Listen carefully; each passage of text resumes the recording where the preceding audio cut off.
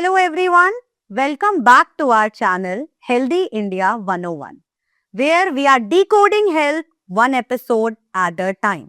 तो आज के इस एपिसोड में हमारे साथ हैं एक ऐसे स्पेशलिस्ट जिस स्पेशलाइजेशन के बारे में शायद आपको भी पता है, रक्तदान महादान।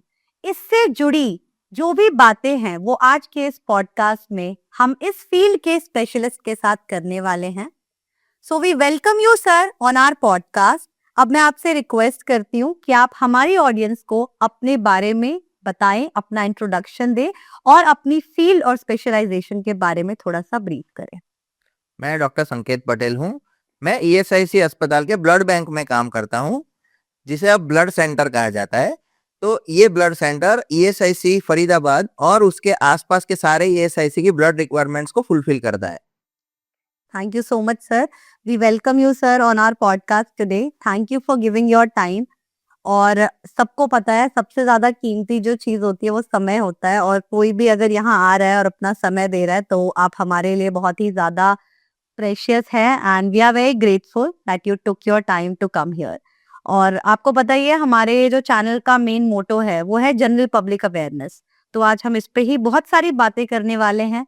खून से जुड़ी जो बातें है ना वो हर इंसान समझना चाहता है। अब किसी का पेशेंट एडमिट है, नहीं अपनी फैमिली से आप फैमिली रिप्लेसमेंट करवाते हैं, आप ब्लड जमा कराओ तभी हम आपको खून देंगे। लोगों को इसका महत्व नहीं पता है। आज हम उन सारी जुड़ी चीजों पे बात करने वाले हैं। तो आइए शुरू करते हैं। yes.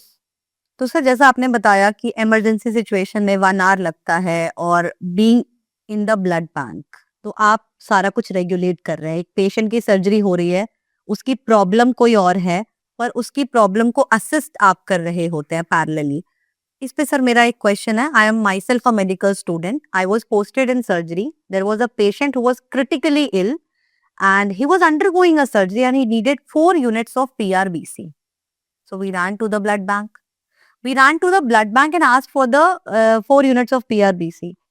And they said they can't issue it or they can't give it. We have filled all the requisition form and everything.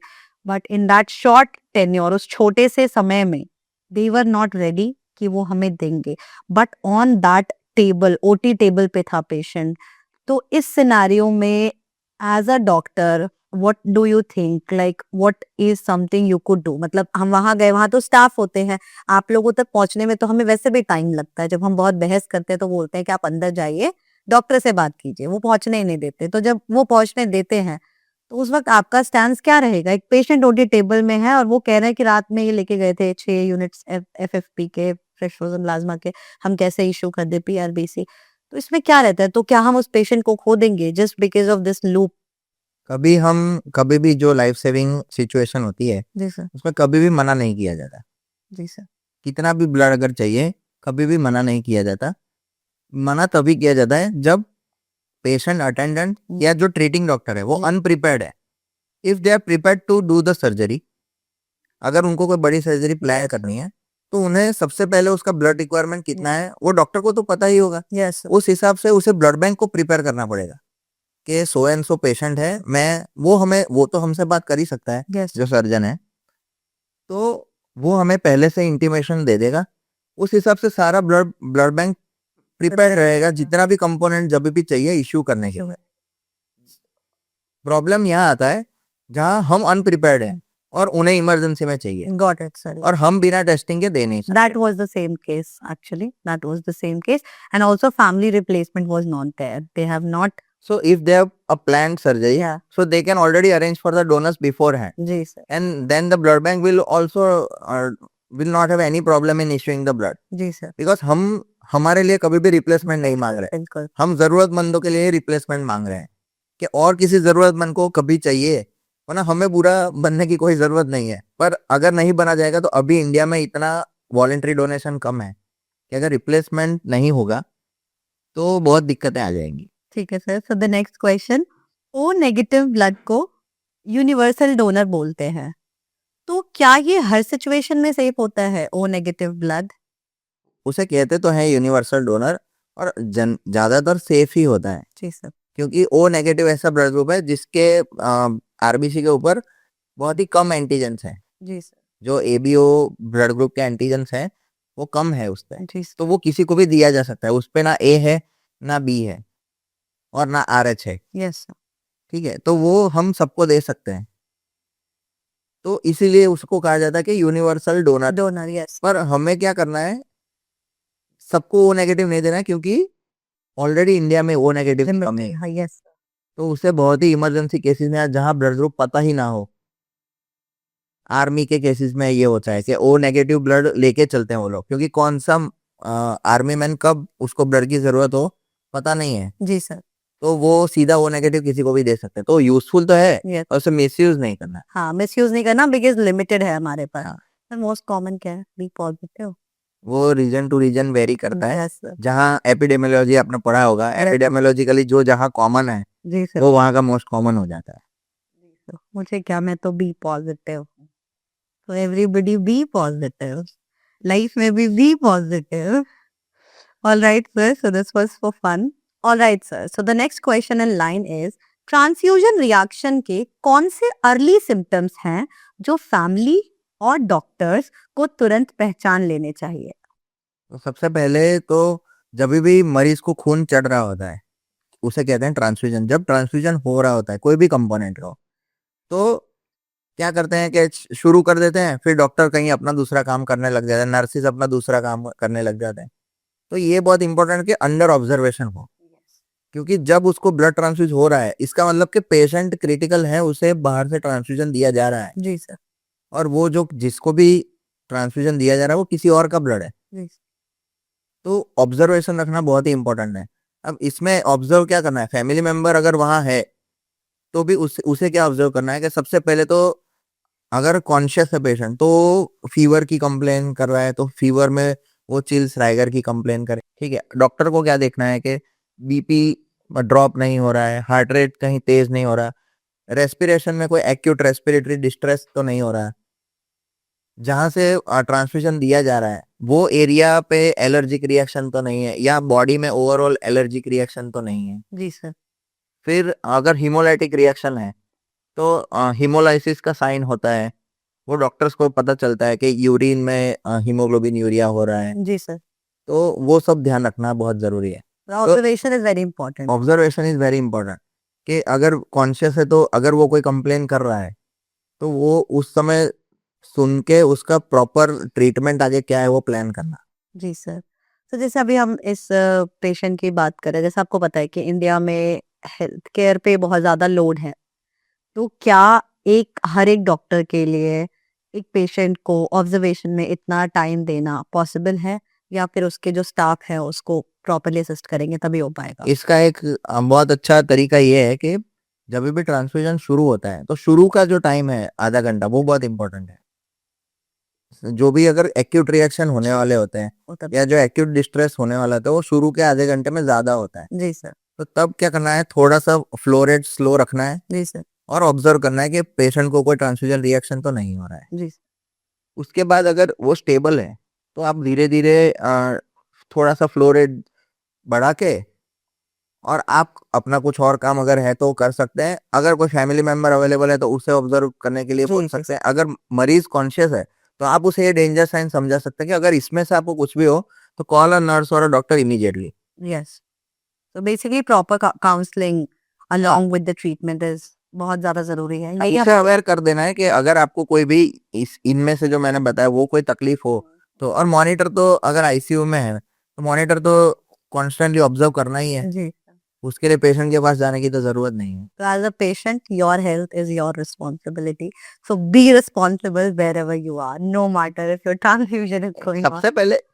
सबसे पहले तो खुद का ही ध्यान खुद जी, रखेंगे ना। जी। अगर उसे कुछ हो रहा है, अगर डॉक्टर को पता ही नहीं चलेगा तो क्या ट्रीटमेंट दें। Very true, sir. वही मैंने कहा कि your health is your responsibility. Never forget that. तो सर अभी हम इसी पे बात करने वाले हैं कि जैसा कि आज के टाइम में thalassaemia, it's one of the not very common but it's one of the pathetic diseases because इस ट्रैप में जो आ गया वो फिर एक प्रॉपरली एक लूप में होता है, that is a never ending loop, और एक burden to the health care भी है एक प्रकार का देखा जाए तो सर इसमें क्या है, थैलेसीमिया क्या है, उसका किस तरीके से इलाज किया जाता है, और इसका जो मतलब लॉन्ग टर्म जो चीजें हैं वो क्या है, एक बार वो हमारी ऑडियंस को बताएं। थैलेसीमिया एक जेनेटिक डिसऑर्डर है जी सर। जिसमें हीमोग्लोबिन जो है उसका प्रोटीन स्ट्रक्चर में दिक्कत होती है। जी सर। तो जो जो आरबीसी होता है उसके अंदर हीमोग्लोबिन होता है, उसके ऊपर ऑक्सीजन चिपक के तो हम जो सांस लेते हैं वो सारी बॉडी में ऑक्सीजन हीमोग्लोबिन के थ्रू जाता है। जी सर। अब जो थैलेसीमिया का मरीज है उसमें जो हीमोग्लोबिन प्रोटीन है उसमें दिक्कत है, तो वो जो ऑक्सीजन पहुंचाना है वो पहुंचा नहीं पा रहा, इसीलिए बाहर से खून देने की जरूरत है, क्योंकि किसी और का हीमोग्लोबिन चाहिए, किसी Yes. और का रेड सेल चाहिए यही काम करने के लिए, क्योंकि खुद का नहीं है। तो ये बेसिक जो सबसे हम कॉमन टर्मिनोलॉजी में समझते हैं ये थैलेसीमिया है। जी सर। अब थैलेसीमिया होता है, मैंने जैसे बताया, जेनेटिक डिसऑर्डर। तो दो टाइप के होते हैं, माइनर और मेजर, जो हम मोटा मोटी बेसिक साइंसेस में जानते हैं। हीमोग्लोबिन लेवल पर ट्रांसफ्यूजन जरूरी होता है और कब ट्रांसफ्यूजन अननेसेसरी होता है? तो ये क्वेश्चन बहुत ट्रिकी है क्योंकि पेशेंट टू पेशेंट वेरी करता है। तो कोई भी ऐसा, हीमोग्लोबिन तो एक वैल्यू है, यस। पर पेशेंट को खून की जरूरत कब है, वो उसका डायग्नोसिस, वो किस स्टेट में हमारे पास आया है और अभी उसे एट प्रेजेंट क्या हो रहा है, जी सर। उस पे डिपेंड ज्यादा करता है। हीमोग्लोबिन एक नंबर है, उस पे से हम कोई भी मतलब एंटिसिपेशन नहीं कर सकते कि कितना ब्लड जाएगा। Got it sir. जैसे अगर कोई एक्टिव ब्लड लॉस में आया है, उसका हीमोग्लोबिन अगर 12 है, लेकिन उसको हम पर उसको हम चढ़ाएंगे क्योंकि हमें पता है कि पर घंटे कितना खून निकल रहा है, यस। तो उस हिसाब से हम चढ़ाएंगे। अगर कोई सर्जरी है, जैसे लीवर ट्रांसप्लांट हो गया, जो वो बड़ी सर्जरी है, यस। तो उसमें ज्यादा खून की आवश्यकता है। अगर कोई सर्जरी छोटी है, जैसे अगर अल्ना फ्रैक्चर है, तो उसमें कभी कभी तो जरूरत भी नहीं पड़ती है, तो जरूरत पड़ते तो एक आधा यूनिट की जरूरत पड़ जाती है। यस। तो मतलब हीमोग्लोबिन डिपेंडेंट नहीं है, मतलब एज अ पैरामीटर हम उसको नहीं देखते। हाँ, वही तो हमारा काम है ट्रांसफ्यूजन मेडिसिन स्पेशलिस्ट का, डिपेंड्स कि ऑन द कंडीशन हाँ ऑफ पेशेंट। तो इट्स ग्रेट। ये मुझे भी लगता था कि ऐसे I have one of my relative at home, तो बच्चे थे तो नहीं पता था, अभी भी तो एमबीबीएस होने वाली है तब भी नहीं पता है बहुत सारी चीजें जो आपने अभी बताई हैं। तो शी यूज्ड टू से कि मुझे बहुत कमजोरी होती है ना, तो मैं अस्पताल जाती हूँ तो वो खून चढ़ा देते हैं, तो मेरी कमजोरी ठीक हो जाती है। तो basically she was anaemic and her haemoglobin used to drop down, then she used to get the blood.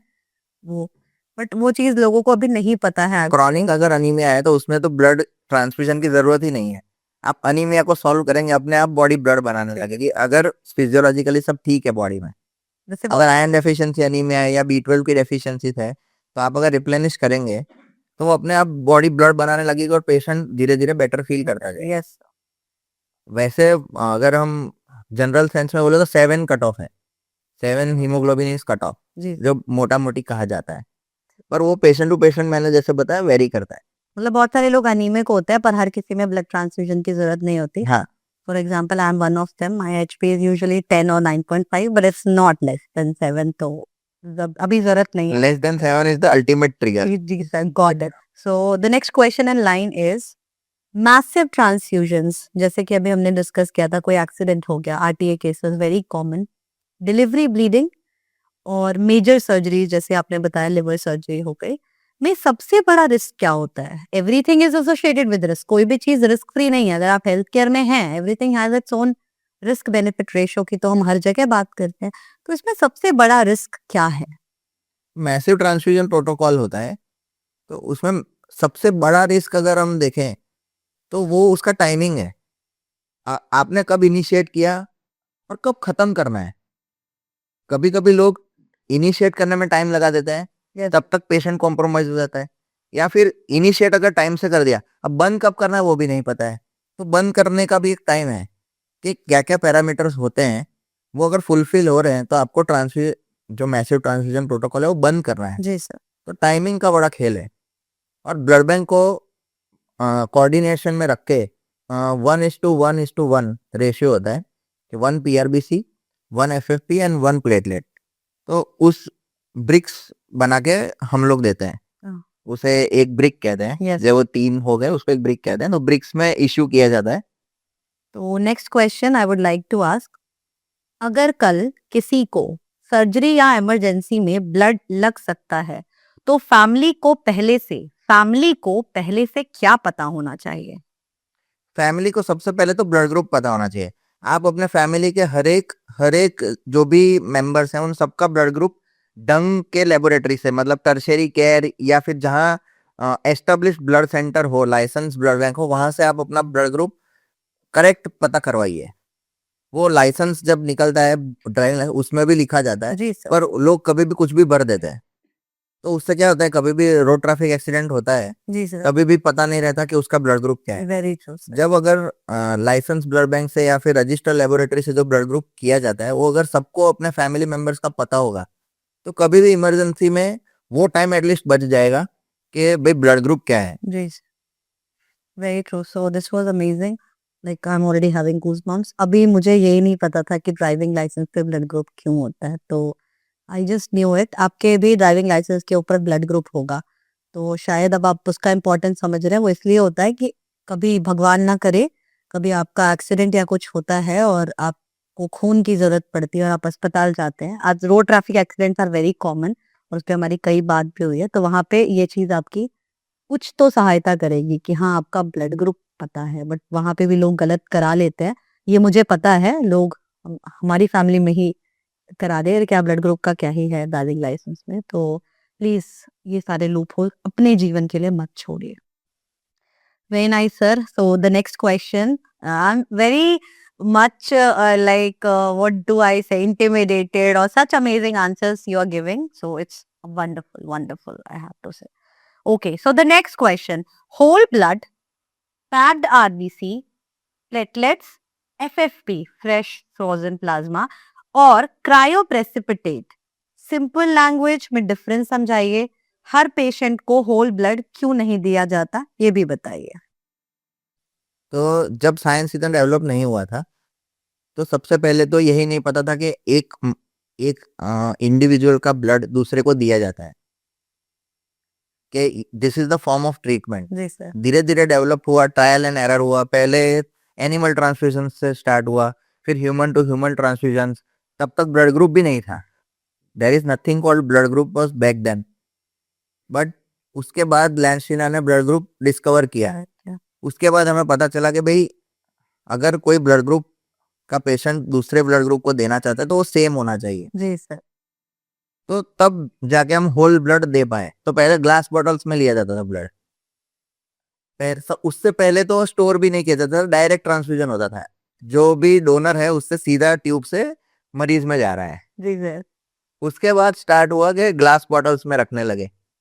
उसके बाद एंटीकोएगुलेटेड ब्लड आया, तो तभी भी होल ब्लड ही चल रहा था कि पूरा ब्लड।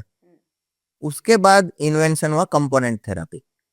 कंपोनेंट थेरेपी जो आपने कंपोनेंट्स गिना है वो ब्लड कंपोनेंट्स कहा जाता है। जी सर। तो पीआरबीसी मतलब पैक्ड रेड ब्लड सेल, उसमें सिर्फ लाल खून के अंदर अलग अलग सेल्स होते हैं। जी सर। तो जो आरबीसी कहते हैं, रेड ब्लड सेल, जो बेसिकली ऑक्सीजन कैरिंग का काम करते हैं, जो हम सांस लेते हैं वो सारी बॉडी में पहुंचाते हैं। यस।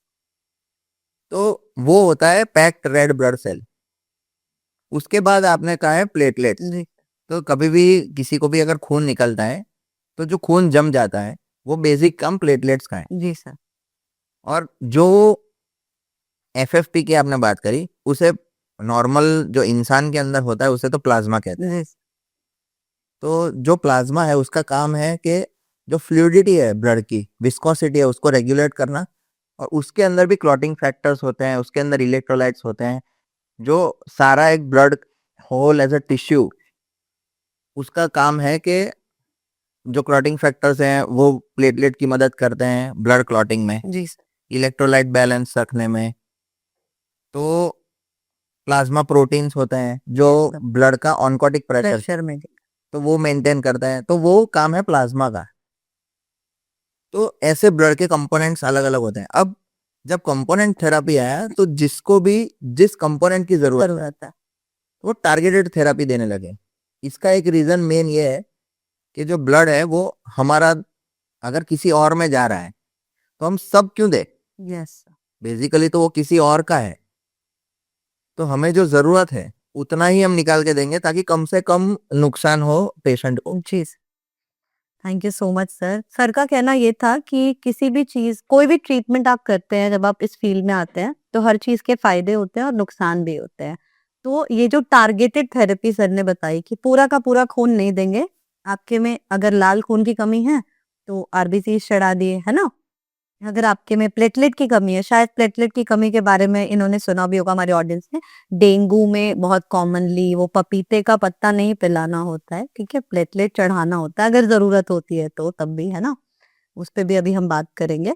तो ये सारी चीज़ें होती हैं कि जितना आपको ज़रूरत है हम उतना ही दे रहे हैं, ठीक है? इसके लिए आई विल जस्ट sarcastically से नमक स्वादानुसार और ब्लड के कंपोनेंट ज़रूरत अनुसार, है ना? तो यही था जो मेन अभी हमारा टॉपिक था डिस्कशन का। तो आई होप आपको समझ आया होगा। Thank you sir. So the next interesting question is कौन से हीमोग्लोबिन लेवल पर ट्रांसफ्यूजन ज़रूरी होता है और कब ट्रांसफ्यूजन अननेसेसरी होता है? तो ये क्वेश्चन बहुत ट्रिकी है क्योंकि पेशेंट टू पेशेंट वेरी करता है। Sir next question in line. So the answers have been interesting. अभी तक जो भी आंसर्स आए हैं बहुत ज़्यादा इंसाइटफुल थे और मुझे भी काफ़ी सारी नॉलेज मिली है, नहीं पता थी चीज़ें। आई होप हमारी पब्लिक, हमारी ऑडियंस को भी कुछ इन्फो मिला हो। Second question sir, very leading question और ये एक थोड़ा रिसर्च बेस्ड क्वेश्चन है। The man behind the camera has researched it. India में 2026 में भी ब्लड शॉर्टेज क्यों है? प्रॉब्लम डोनर्स की कमी है या सिस्टम की प्लानिंग में इशू है? तो अभी जो इंडिया है वहाँ कॉम्प्लेक्स प्रॉब्लम है कि डोनर की भी कमी है ड्यू टू कमी ऑफ अवेयरनेस। जनरल पब्लिक में अभी अवेयरनेस की बहुत ही कमी है। और दूसरा के government has also taken some step to streamline the blood donation and blood transfusion process in whole country, but वहाँ भी लैकिंग चीज़ें हैं। जी सर। तो वो मैं थोड़ा डिटेल में आपको समझाता हूँ कि गवर्नमेंट ने क्या किया। 2002 में उन्होंने नेशनल ब्लड पॉलिसी निकाला। जी सर। अब वो नेशनल ब्लड पॉलिसी में ये था कि उससे पहले जितना भी ब्लड आता था उस पे कोई रेगुलेशन नहीं था। Professional donors were giving blood, unregulated blood supply was there in the country. But national blood policy आने के बाद एक रेगुलेशन हुआ कि जो लाइसेंस मिलेगा ब्लड बैंक को, जो लाइसेंस ब्लड बैंक होगा, वहीं से ब्लड का डिस्ट्रीब्यूशन होगा पेशेंट्स में।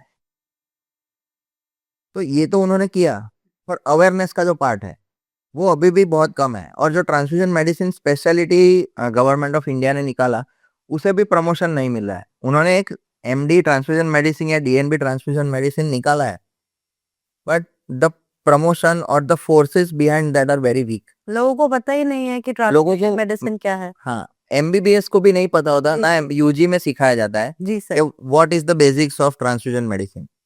पैथोलॉजी कितना सिखाया जाता है, सर्जरी कितना सिखाया जाता है, बेसिक से बेसिक डर्मा भी सिखाया जाता है। जी सर। पर जो ब्लड है, जो हर एक सर्जरी में, हर एक क्रिटिकल पेशेंट में जरूरत है, उसके बारे में आपको कितना कम नॉलेज दिया जाता है एमबीबीएस में। मुझे भी बहुत कम नॉलेज दिया गया था एमबीबीएस में। जी सर। तो वो तो एक कमी है।